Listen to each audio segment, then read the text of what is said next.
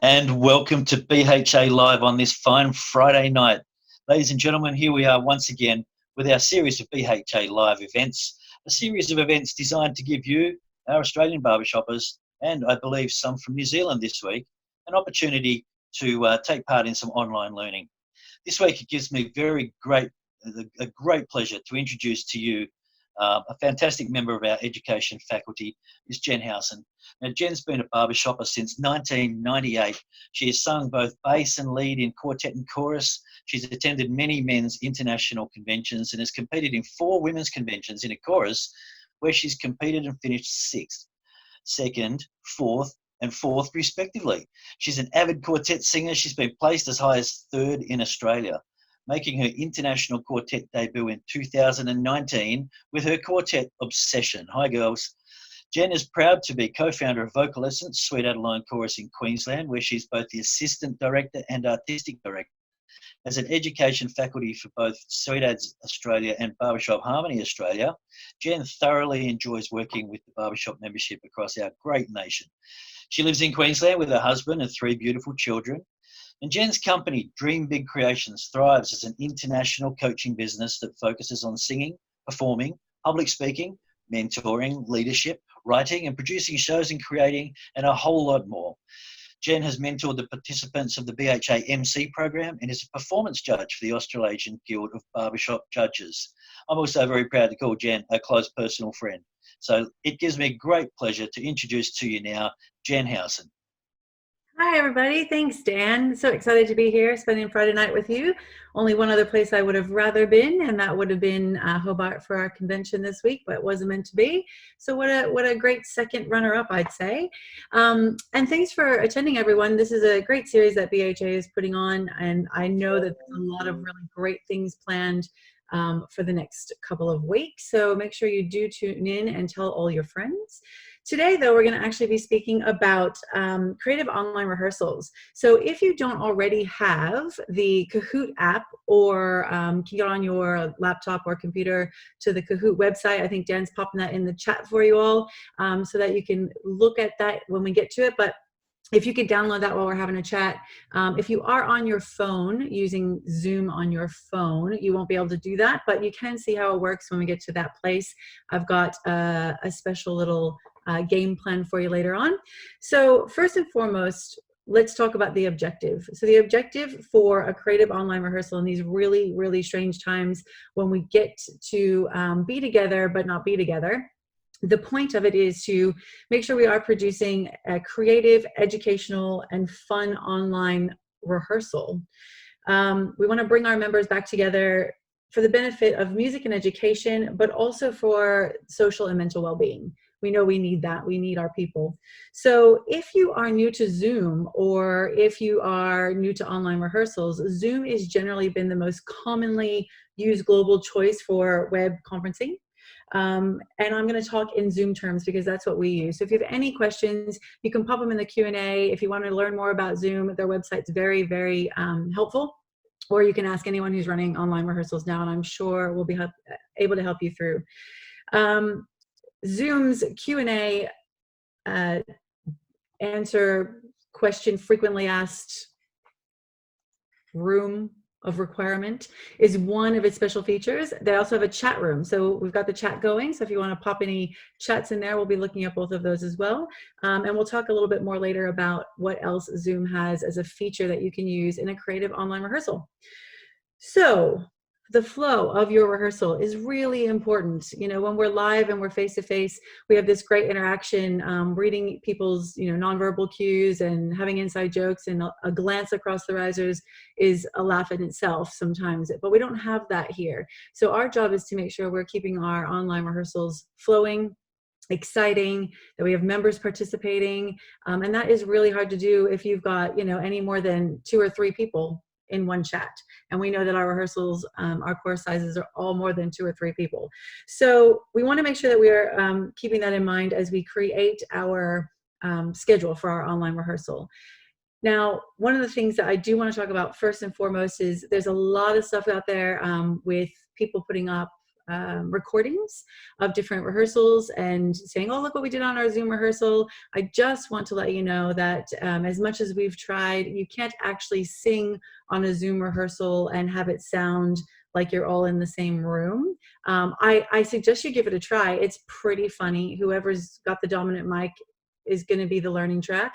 But there's a lot of work that goes into that. So I just want to commend anyone who's put one of those up and the hours and hours that you've spent in mastering those tracks to make that sound as beautiful as they do in honoring our music. But I also want to let you all know that if that's something you're looking forward to doing on a creative online rehearsal, that's not going to happen on your one night rehearsal, I'm sorry to say. But if you want more information about how to do that, we can help you with that too. Just not going to be on an online rehearsal. So just make sure that you have a host set up. So someone is going to be the host of your rehearsal, and you can have a couple co-hosts, and you can have a bunch of presenters. You get to set those settings up in Zoom before you even have your rehearsal. The host actually is very helpful because they take care of things like letting people in from the waiting room or dealing with the chat or the Q&A so that you can actually move through a free-flowing rehearsal. So whether you're a presenter or you're the director or whoever is in charge of that session on your online rehearsal, you want to make sure someone else is looking out for that stuff for you, so you don't have to be pulled in a million different directions. But in that, I'd just like to say hi to everyone who said hi in the chat. It's nice to see you all here. Okay, so we're going to keep this rehearsal flowing. We're going to keep everything smooth, and we are going to make sure we give our members the opportunity to join in. So I've tried this a couple of different ways, and nobody really wants to sit through another couple hours of online on the computer. A lot of our members work on their computer or on their computers all day. The last thing they want to do is sit and listen to someone chat at them through a whole rehearsal. We don't want that. The other thing that I need to highly recommend to you, and we learned this the hard way, is that you want to have shorter rehearsals. So I'm saying 2 hours tops, including, getting on a little early for social time and finishing up your business at the end. So maybe keep it to 2 hours, kind of leaves them wanting more. Also is the end of some people's 10, 12-hour days on a computer. So keep that in mind. Other than that, we're going to try and talk through a couple of different ways that you can add some creativity and excitement to engaging your members online at rehearsal, but also in between rehearsal times, because it just seems few and far between as we go through the weeks.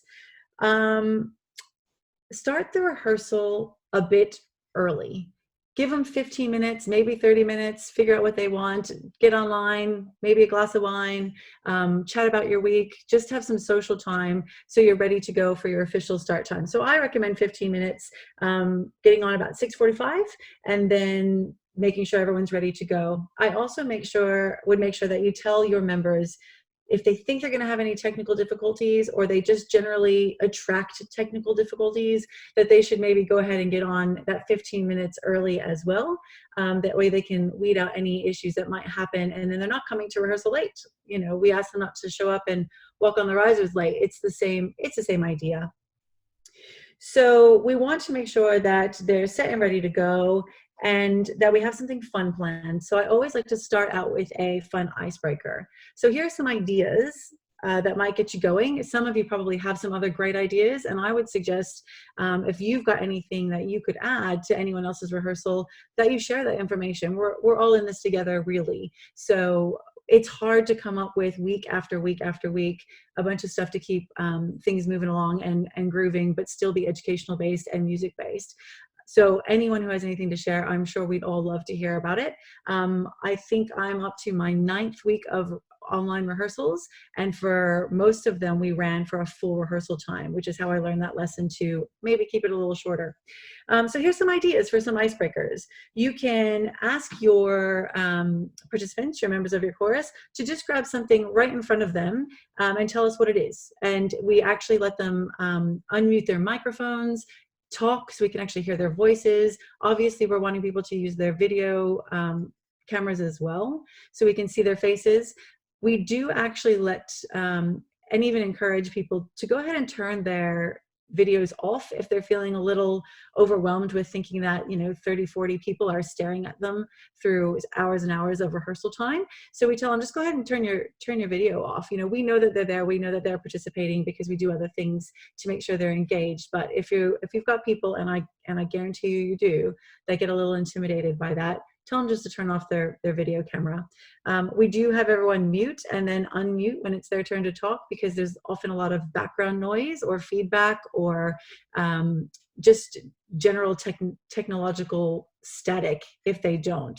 So it always works better. We also often recommend that they have headphones on, because the sound is generally better that way as well.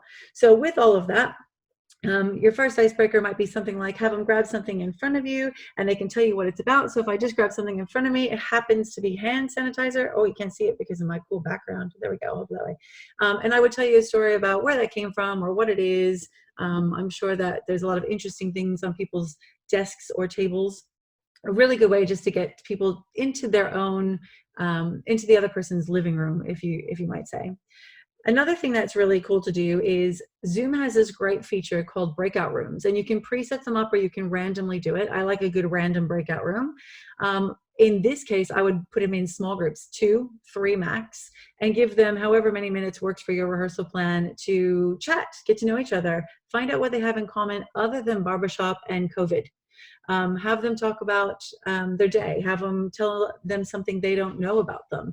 Sometimes we get people who randomly get put in there and they actually work together, because we have a couple of those, or people who they're brand new, so maybe we don't even know their last name yet, which is kind of exciting for those people. So that's a really good one too.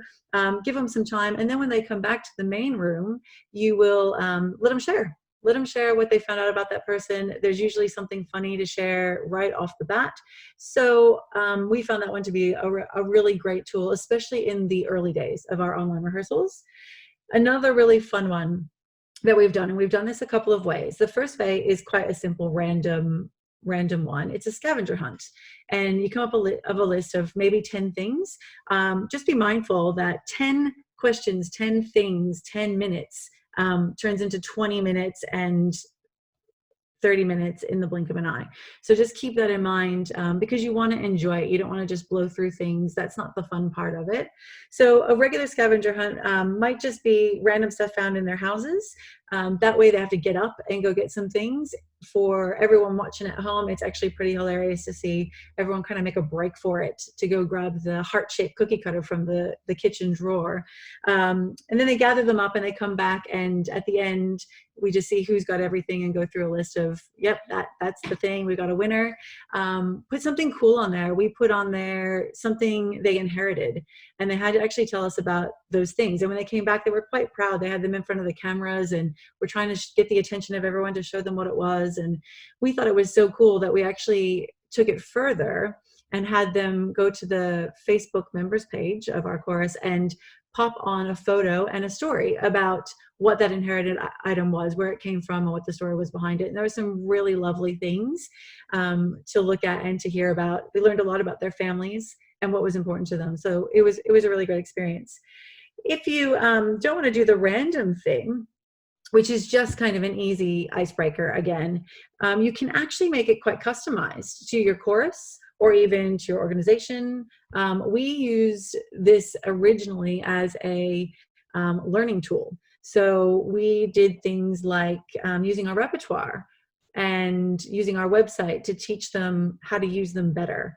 We would say things like, okay, how many, in the repertoire song, Heart of My Heart, how many times do we say the word heart? And they'd have to figure that out and come back with the answer. Or if you're using your course website, you might say, go to the website and mark your attendance. And then everyone comes back and you say, oh, so you can't mark your attendance, because we all know that's an issue with our members on the website. If they don't know how to do that, then it's a great opportunity to teach them how to do that. You might do something on your website like find the costume chair and tell me who that is and tell me how you found it, because a lot of people don't know how to find those ins and outs of the website, or they don't bother. There's a whole bunch of cool information on there. Go to your website links. What's the first link on the website? Where does it take you? What's the first thing you see? Oh, it's Barbershop Harmony Society. How exciting. It's got the champions on there from last year. Oh, I remember that guy. That's Daniel from Signature. And then there's stories to tell, and you can share all kinds of information.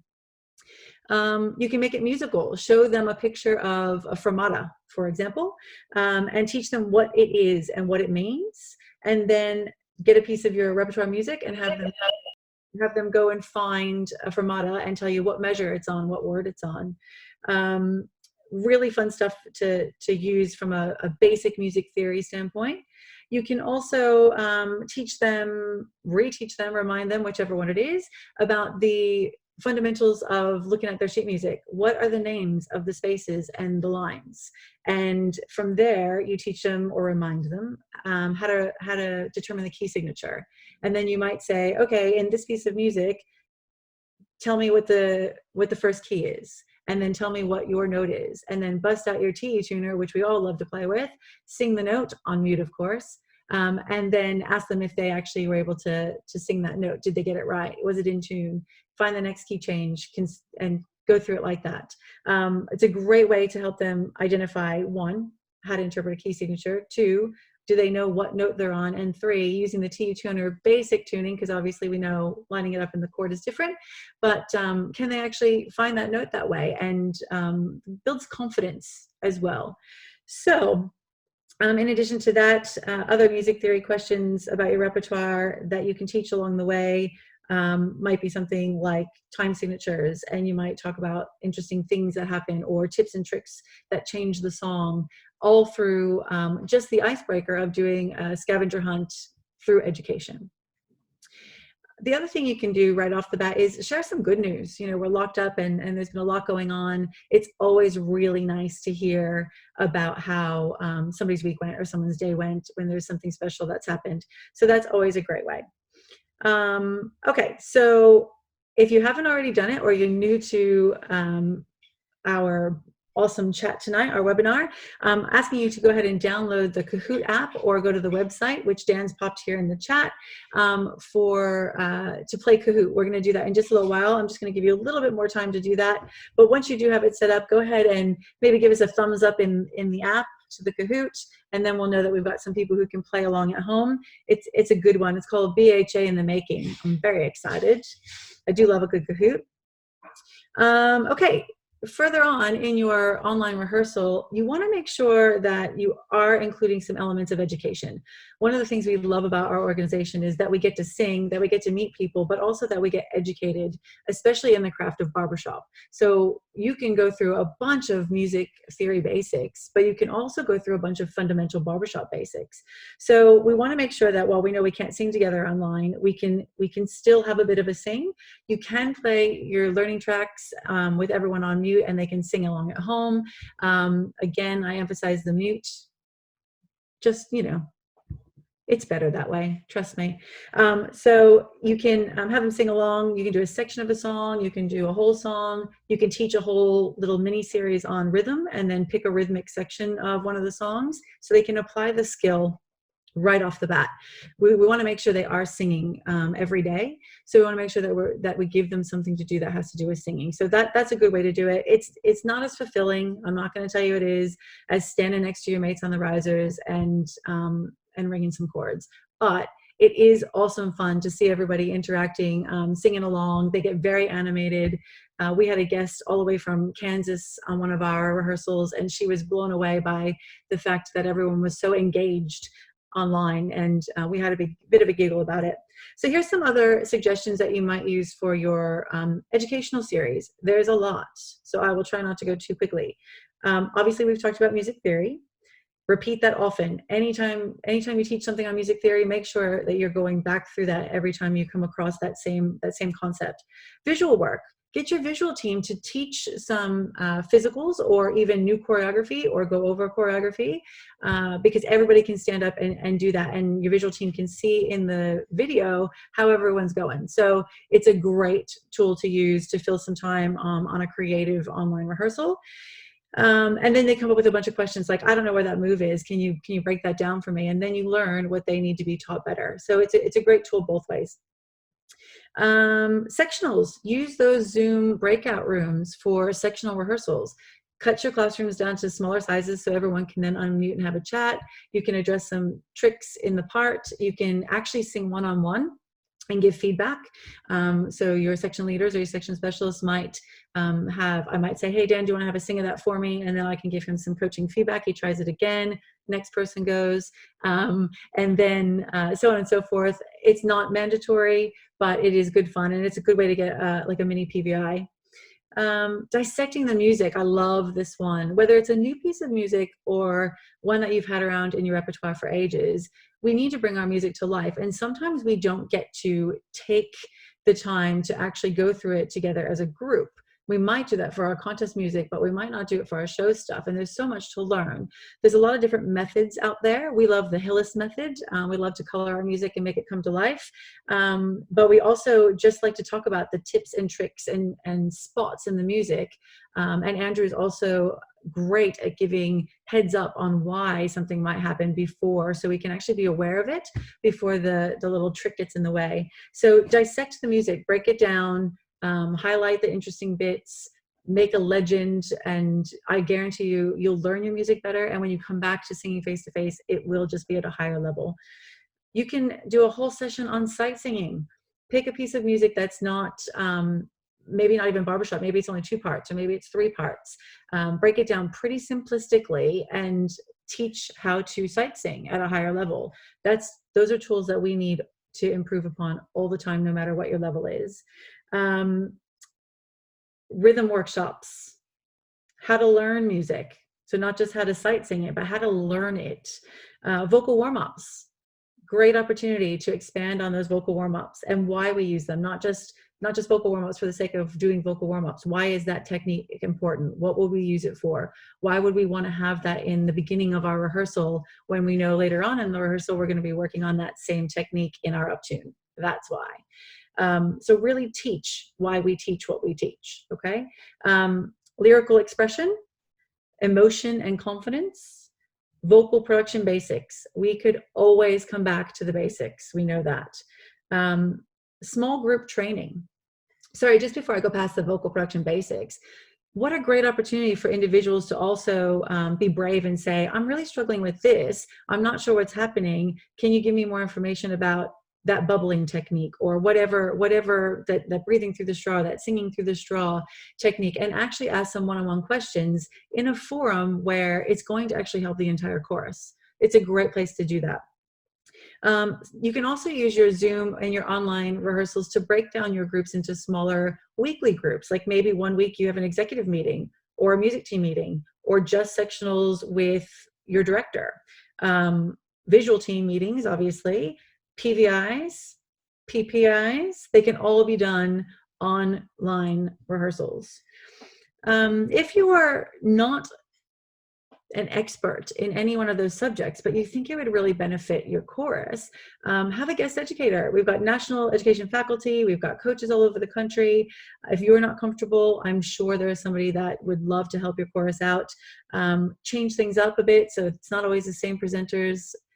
You could do other fun activities that aren't rehearsal scheduled per se, but maybe it's something like a webcast watch party, or you send out some videos and you want them to watch them so that they can come back with some feedback. What did they learn? What did they see? Maybe they get to share some of their favorite performances on your members page, and then on the next rehearsal they talk about why. What was so magnificent about that? So lots of things that you can do that really enhance our craft, that really enhance why we do what we do. And again, for those of you who might have just popped on, I'm really sorry. There is no way for us to sing all together on these kinds of platforms, but we can mute and we can have a bit of a sing. And it is good to do that in your rehearsal, even if it is 1 or 2 songs, because we want to make sure they are going through that repertoire, because we will come back to sing together again. And we want to make sure we're not starting from scratch. So we're going to play a little Kahoot. So I am just going to go ahead and maybe just do a couple of the rest of these things that you can take away with you. Then we'll have our play of our Kahoot, so we make sure we have time for some questions at the end. And and then we'll go from there. So something else that's really creative and fun, it's in between rehearsals, and I encourage you to do these things because it really engages your members, and then they get really excited about getting on Wednesday to share what happened through the week. So you can do some really creative things like have your sections work together to create a singing or visual challenge to the other sections. It's not really meant to be competitive, but we're a competitive breed of people. So it's really fun. And I can tell you the videos and stuff that come out of it are hilarious. I can't share them with you because, you know, it's against the rules, but I can tell you it's really, really fun. So have them challenge each other in a way that gets them singing and bonds them. Challenge them to learn a new song that you might have, or maybe it's not the whole song. Maybe it's just the first page or the first 16 measures. Challenge them between rehearsals so that they are actively working on their music between rehearsals and thinking about chorus and being together and all of those things. Create a challenge that is completely out of the box. Maybe it has nothing to do with singing or barbershop. Maybe it is simply just a random project challenge that you have them do that they have to complete between rehearsals.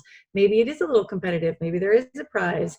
But really, there's no rules on how creative you can get in rehearsal or outside of rehearsal. One really helpful tool that I think will set you on your way is do a survey. Use SurveyMonkey or whatever survey system floats your boat, but use that and ask your members, what do you want? What do you want to learn? What would you like to see happen on these online rehearsals? Do you want to have guest educators? Do you want to learn? What do you want to learn? And leave it open, and they will tell you. We had a lot of requests for more and more music theory. We had requests for chorus history and the trivia that came from that. We've got people who have come in and missed a lot of things that have happened in the chorus's history, all kinds of things like that. So I suggest you do a survey and ask your members what they want to learn, and then Mother Google is your friend. There is so much information out there. So let's use it. And if you have any questions, you can come to any of our BHA council members or any of your education faculty, and we'll be able to help you guide you or send you some information. So just gonna have a quick look. I think all the questions are really about Kahoot. I'm glad everyone's excited. So if you've downloaded the app, what will happen is I'm gonna share my screen with you now, and you'll be able to see the code you need. So if you've got your Kahoot up, I'm just gonna get rid of you. If you've got your Kahoot up, it should be asking you to go ahead and put in this code. And this is a code specifically for our Kahoot. You're going to pop your nickname in there. Hey, Mish. Pop your nickname in there, and we will start away on our BHA in the making. I'd say it's a family show, but it's a barbershop family show. So you can put whatever you want there as your nickname.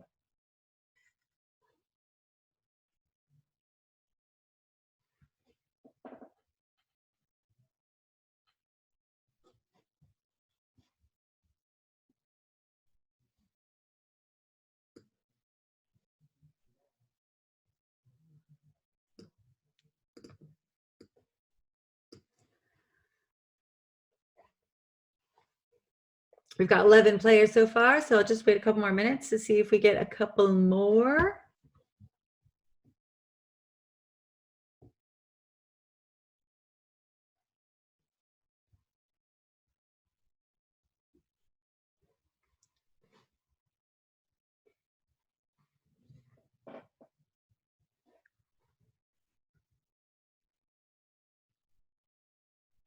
So as these people are all coming on, I'll just give you a little heads up. It is BHA in the making, so it is all about your organization, BHA. If you don't know, take a guess. This game is actually played based on speed and correct answers. So the quicker you are, the more points you get. The more answers correct in a row you get, the more points you get. There is a winner at the end of this game, and we will potentially have a look and see how those rankings work, and then we'll skip them a couple of times. But I wanted you to be able to see just how this app works. And again, you can just go to www.kahoot.it or .com, I think even, and it will You can play from there, or you can download the Kahoot on your smartphone, and you can create them, you can share them.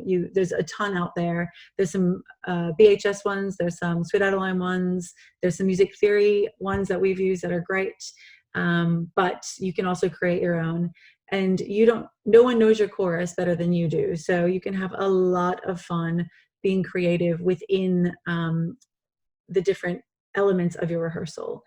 So, when you're doing a scavenger hunt, maybe you actually use the lyrics of your music, and you use that as a question that they have to answer. You can do it in a Kahoot, you can do it in a scavenger hunt.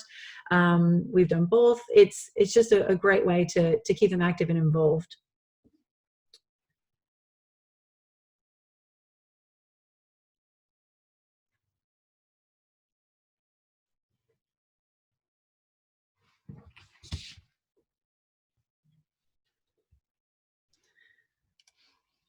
All right, we got a couple more.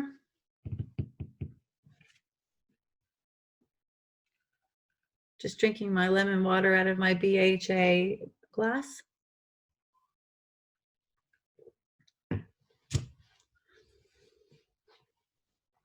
And for any of you that are, as I said earlier, on your phone for the Zoom call, and can't do the Kahoot because you're on your phone, that's the device you're using, that's okay. But it is really important that you, as a chorus leader, if you're setting up the rehearsal, that you are aware of who has what.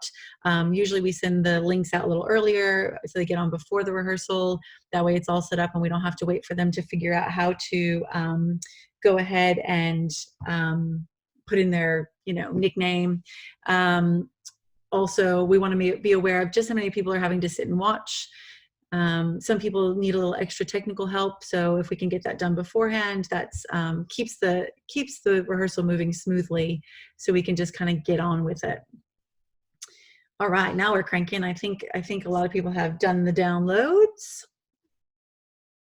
We'll just give it a couple more minutes because I know there's quite a few people on this webinar. I don't want them to miss out on this awesome opportunity.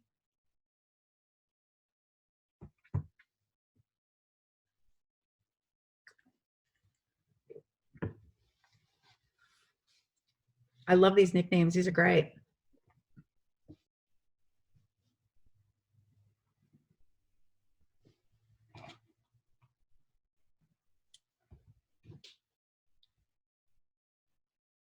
One of the things that I like to do with our Kahoot is, depending on what kind it is we either just go ahead and play it because it's self-explanatory, or I like to do some commentary to make sure that there's some education behind it.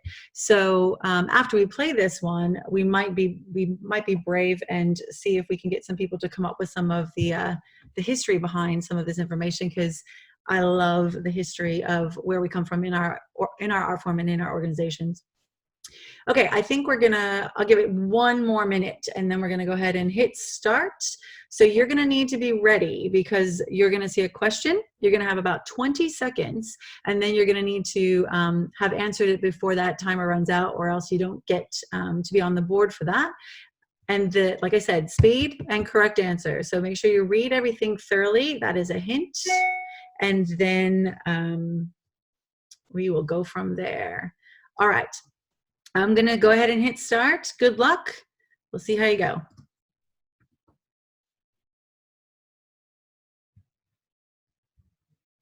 Question 1. In 2012, Australian Association of Men Barbershop Singers, AMS, was renamed to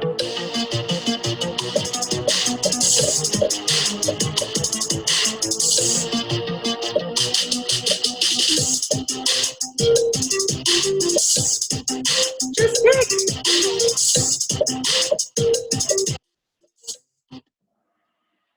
All right, well, that was your first question. So we can see that the answer is Barbershop Harmony Australia, BHA. But I love seeing what happens when people answer these questions. So for those of you who didn't get a chance to answer, that's how quickly it goes. So make sure you get your answers in there. And yes, the Australian Association of Men Barbershop Singers, AMS, as we love to call it, was renamed to Barbershop Harmony Australia, BHA, in 2012. Oh, who's in the lead? Michelle. Here we go. Next question. In 1991, the first convention was held in what city?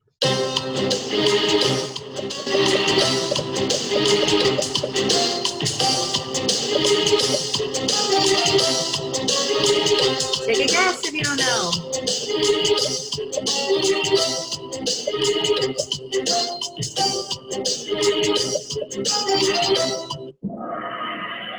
All right, way to go. Yes, it was on the Gold Coast at our first convention in 1991. Ready for the next one? Who was the organization's first council president?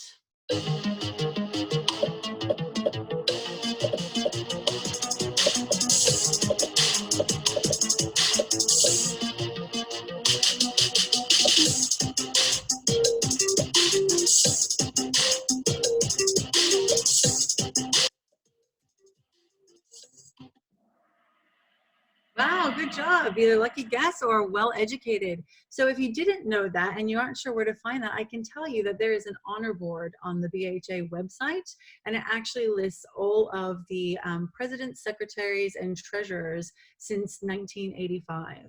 So yes, John Little was the first president of the council. Teaser. Which Australian chorus has received the highest contest percentage in history?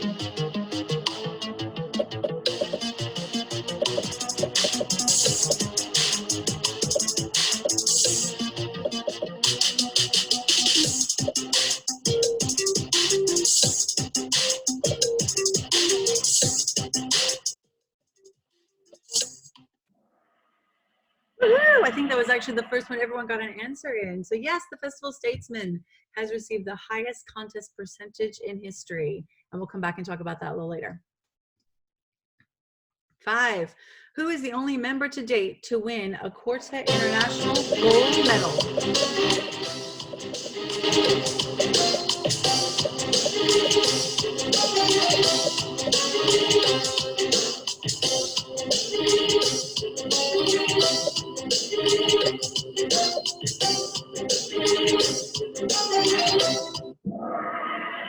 Good job. Yes, it definitely was Mr. John Newell. And we'll come back and talk about that in a bit too. Who's in the lead? Ooh, Lulu.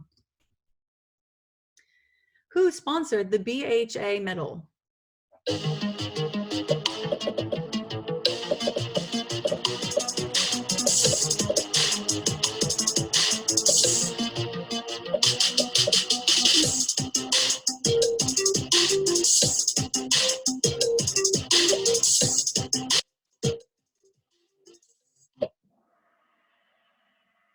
Well done, Derek Osborne. Question number 7. The organization started in the city of blank in the year of blank.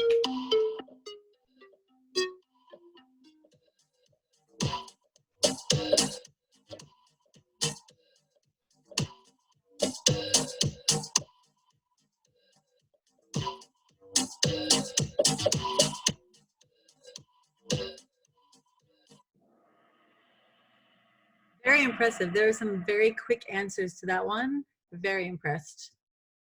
Question 8. Who is the current BHA president?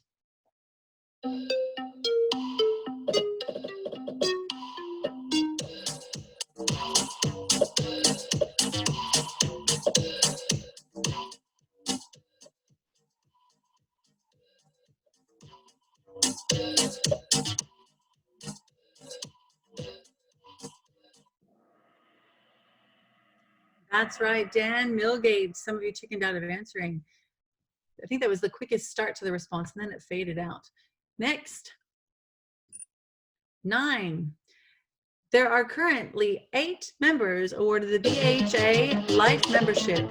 True or false?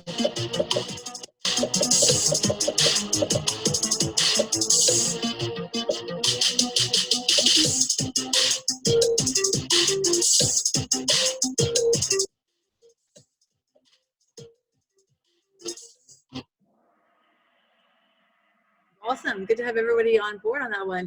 The answer is false, and I'll give you more information on that one in a bit. Number 10. What are the 4 categories of judging in the Australasian Guild of Barbershop Judges?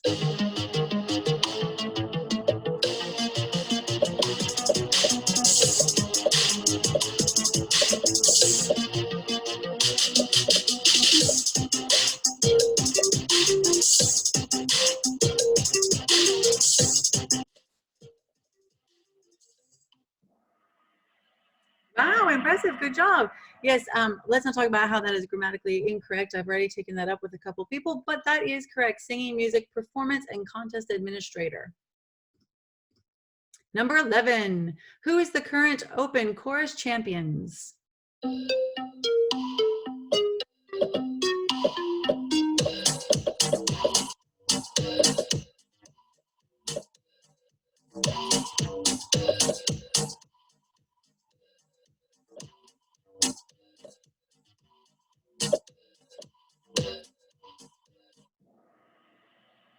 That's right, Sound Connection are your current Open Chorus Champions.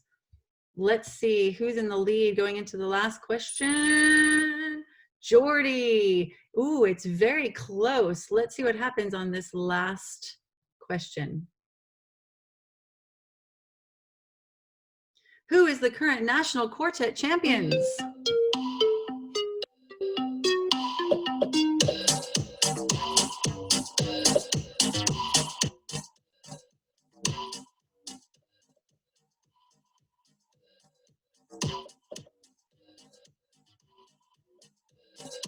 Take a guess. You're all correct. So you should have just taken a guess because this actually features all of our quartet champions.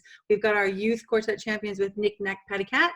We've got our mixed quartet champions with Mixed Signals, our seniors quartet champions with Escapade, and our open quartet champions with The Collective. Let's see who brought home the gold for BHA in the making. Third place, Marketing Jen. Second place, and in first place, beats the council.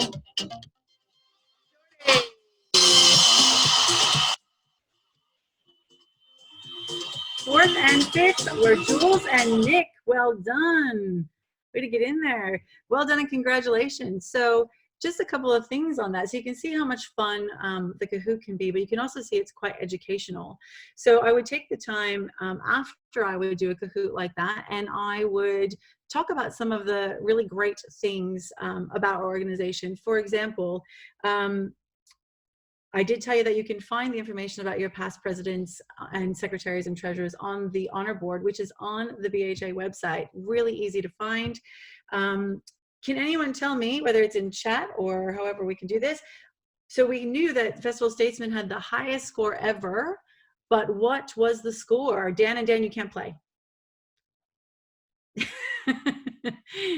What was Festie's score, their average score, percentage? We've got an 85 or an 85.6, an 85, 80 even. Any other guessers? 87, 80. This too can be found on your website. It's actually 85.2%. And fun fact, they actually scored a 92 on their ballad from one of the performance judges. It was quite an emotional experience. Okay, so John Newell, the only member to ever get an International Quartet Gold Medal. Who can tell me what is the name of the quartet? Jordy's reading my mind. Yes, it's Real Time. And how about what year?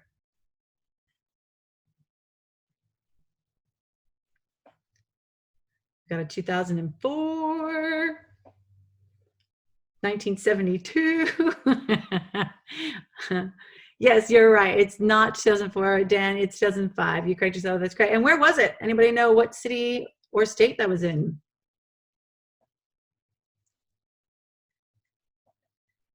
John who? Salt Lake City. Good job, Dan Bennett. Wonderful. So that quartet is also pretty cool because they were truly an international quartet. They had an Australian, they had 2 Canadians, and an American, which was awesome. BHA medal, sponsored by Derek Cosburn. It's a pretty new honor in our organization. So there have been 3 recipients of that medal. Anyone want to tell me who they were?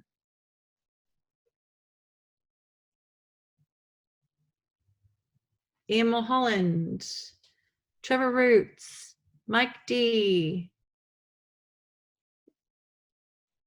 Mike Donnelly. Good job, guessing good. So our first recipient in 2000 is the sandwich guy, Derek himself. Mel McMichael, thanks, Graham. So Mike Donnelly was the recipient in 2017. Mel McMichael was the recipient in 2018. And our Councilman Trevor Roots was our 2019 recipient of the BHA medal, sponsored by Derek Cosburn. And just so you're all aware, because I don't think that that many people actually nominate the people that they think they should for that award. So I just wanted to make sure you knew that this is an award that's recognizes an individual's exemplary contribution to the advancement of barbershop in Australia. And you can renominate people.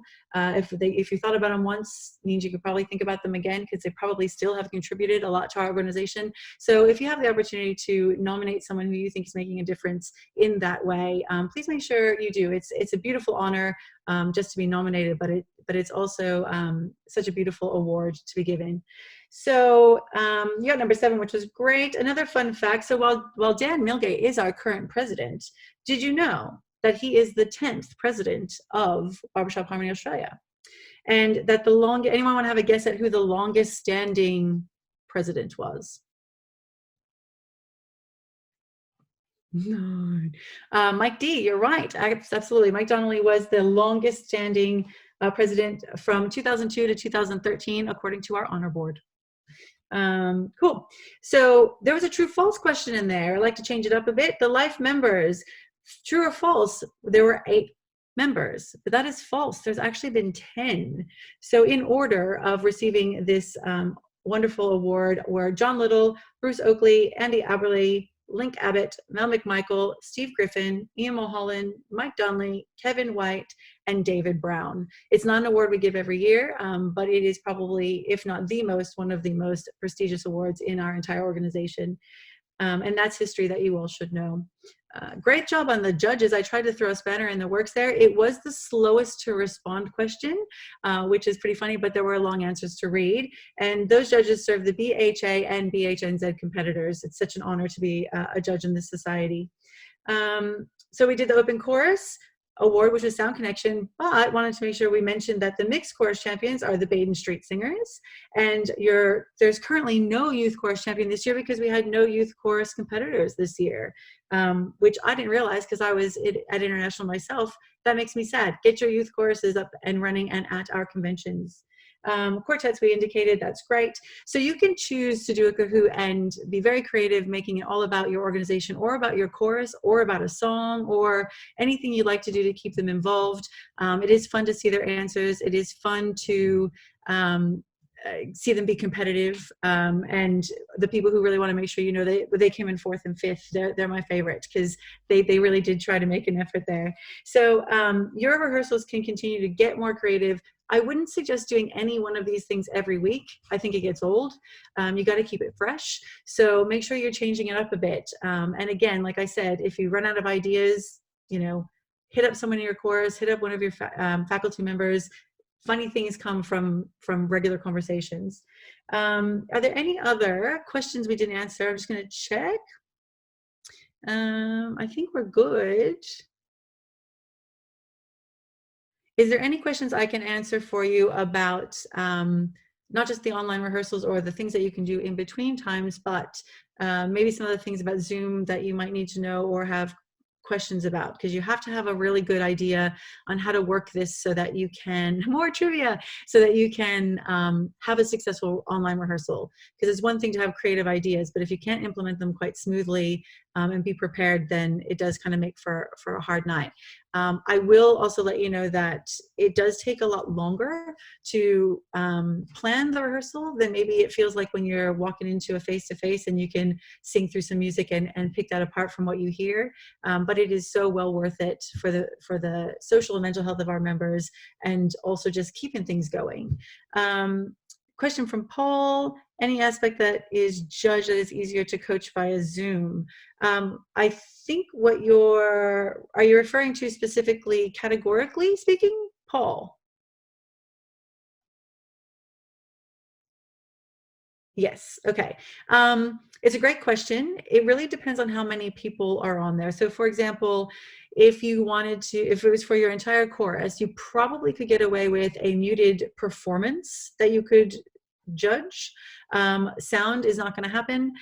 From a music standpoint, you might be able to play a game of some sort as to using the judging sheets that we use, the evaluation sheets, to see if they could pick things out in any song in any category that might need some work, or that they might get commented on. Or you could play a video and have them score, and then you could talk about how that happened. But they really need, from a sound standpoint, we've tried a couple of different ways to play through our online rehearsals, even sound through the computer, or sound through YouTube, or sound through, we've tried a couple of different things. When there's a video involved as well, which for us there usually is, it gets really glitchy. So best thing I can suggest is send out the videos ahead of time, or do a YouTube watch party. If you've got questions on that, I'm throwing you under the bus, whether you're on this call or not, Angus, but he's the guru on how to do a YouTube watch party. He's done some great ones. So that would be the way to go. Were the options on the screen for the BHA quiz? Yes, they were. So if you weren't looking at your app with all the answers, the question and the answers, then maybe you weren't signed in to the actual game. You have to actually put the code in to play. And I do notice that we had about 30 something people on the Kahoot game, and I know we have more players on the webinar. So if you have any more questions about how that works, just let me know, or just look on the website. It's really easy to figure out. You can so question from Mr. Dan Bennett.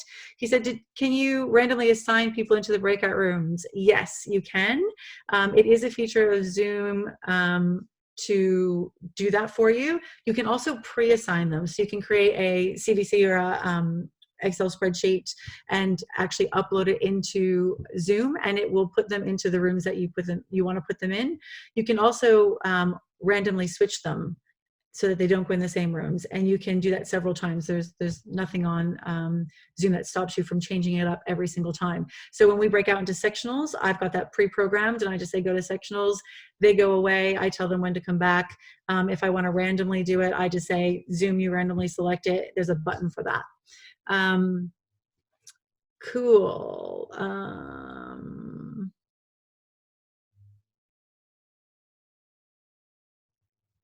Right.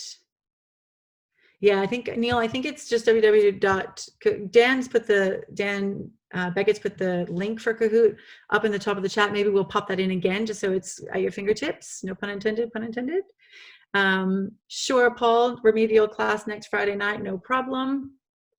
If there's no other questions about that, any other questions you've got, I'm happy to answer. I'm glad we got to play through the Kahoot there. So Nick Ellis is saying from the Clippers is saying he's had some glitches with the breakout rooms, people being left out or dropped out.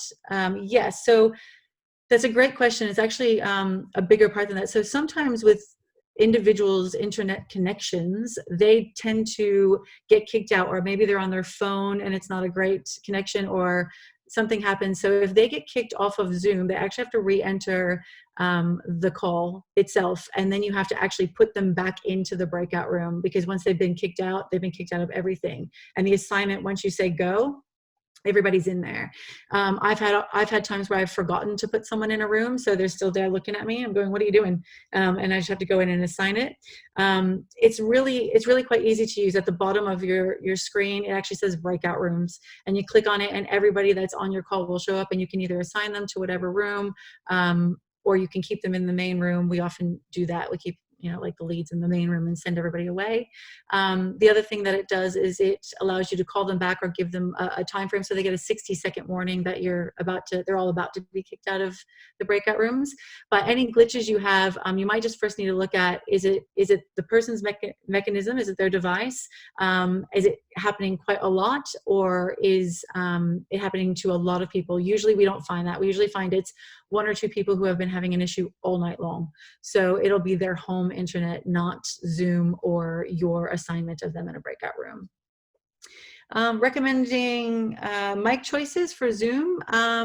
Look, we just use our in systems speakers and audio equipment, and that seems to work out fine. A lot of us wear our headphones, like our iPhone smartphone headphones, and that little microphone there works just fine.